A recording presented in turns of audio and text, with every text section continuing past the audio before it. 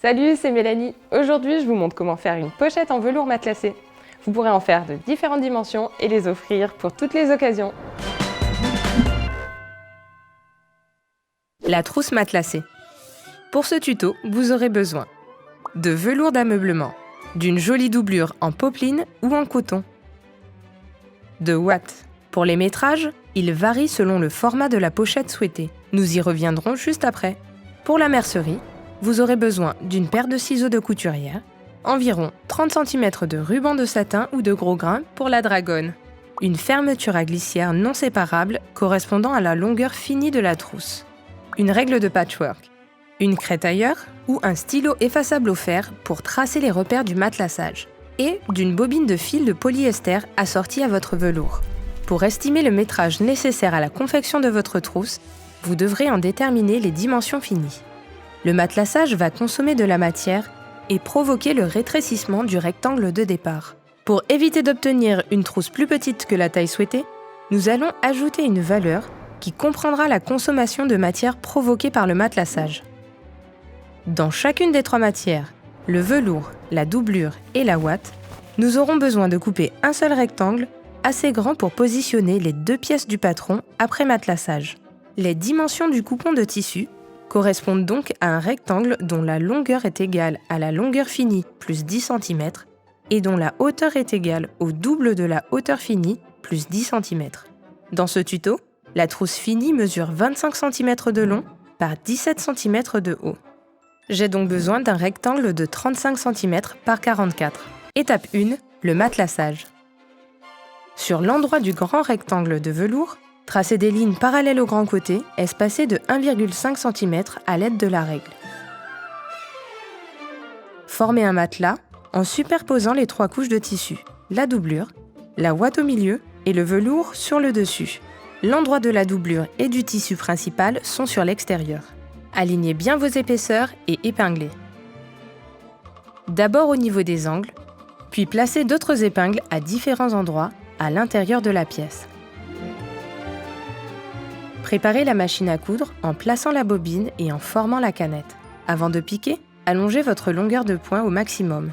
Vous allez réaliser une piqûre de maintien sur 3 côtés du matelas, en laissant un petit côté non cousu. Cette piqûre de maintien vous aidera à bien matelasser, en immobilisant les 3 épaisseurs.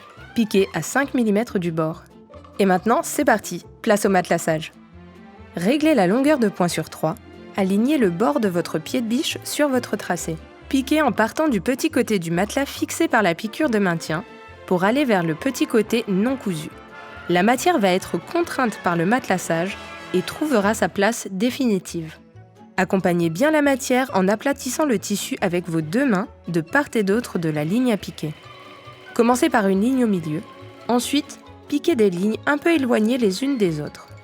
Cela permettra à la matière d'être bien répartie et d'avoir un beau matelassage régulier et bien fini. L'accompagnement du tissu grâce à la position de vos mains est capital pour un joli matelassage. Admirez le travail! C'est pas trop beau, un matelassage bien fait? Surtout sur du velours! Étape 2, la découpe. Vous allez pouvoir couper les 2 pièces qui forment la pochette. Préparez-vous un gabarit en traçant un rectangle aux dimensions souhaitées de votre pochette et en ajoutant 1 cm de valeur de couture tout autour. Pour créer les arrondis en bas de la trousse, utilisez simplement un verre posé sur votre papier de soie. Si vous le souhaitez, vous pouvez télécharger le patron de cette pochette de 25 par 17 cm dans la description de la vidéo. Utilisez le gabarit pour couper les 2 côtés de la pochette, en alignant les lignes de piqûre de matelassage, à l'aide de la surjeteuse ou de la machine à coudre réglée sur le point zigzag. Surfilez le haut des pièces. Petite astuce, pour gagner du temps, surfilez les 2 pièces l'une à la suite de l'autre et séparez-les en coupant les fils du surjet à la fin. Étape 3, la fermeture à glissière. Si la fermeture à glissière est trop grande, pas de panique. Posez-la sur une des faces pour voir où elle devra s'arrêter. Ouvrez-la et faites un repère à la craie de tailleur à 1 cm du bord de la pièce. Coupez l'excédent. Bloquez la fin de la fermeture en faisant plusieurs allers-retours à la machine. Il est temps de changer de pied de biche. Mettez le pied à fermeture à glissière. Placez votre fermeture à glissière sur une des faces de la pochette, endroit contre endroit. Épinglez et piquez à 1 cm au plus près des dents de la fermeture. Quand le curseur vous gêne, plantez votre aiguille dans l'ouvrage et faites pivoter la pièce pour le passer à l'arrière du pied de biche. Attention, si comme moi vous avez choisi d'épingler le zip dans le sens de la couture, il faut bien penser à retirer les épingles au fur et à mesure. Cela pourrait casser l'aiguille ou pire, endommager votre machine. Posez votre fermeture éclair sur la deuxième pièce, endroit contre endroit. Veillez à bien aligner les deux faces de la pochette. Épinglez et piquez au plus près des dents de la fermeture. Remettez votre pied de biche standard avant de passer à l'étape suivante. Surpiquez ensuite sur l'endroit à 5 mm de part et d'autre du zip. Veillez à ce que les valeurs de couture soient bien plaquées contre la doublure à l'intérieur de la trousse pendant la couture. Si vous êtes une nouvelle fois gêné par le curseur, laissez l'aiguille piquer dans le tissu, relevez le pied de biche et déplacez le curseur vers l'arrière en faisant légèrement pivoter la pièce pour vous aider. Je sens qu'elle va être trop belle cette pochette matelassée. Recoupez tous les fils et le surplus de la fermeture à glissière. Étape 4, l'assemblage de la trousse. Pour former la dragonne, pliez le ruban en deux et épinglez-le à 4 cm du haut de la pochette sur un des côtés. Positionnez la boucle vers l'intérieur. Ouvrez votre fermeture à glissière et pliez la pochette endroit contre endroit. Vous allez assembler les 3 côtés. Épinglez et piquez à 1 cm du bord. Il y a beaucoup d'épaisseur. Prenez votre temps.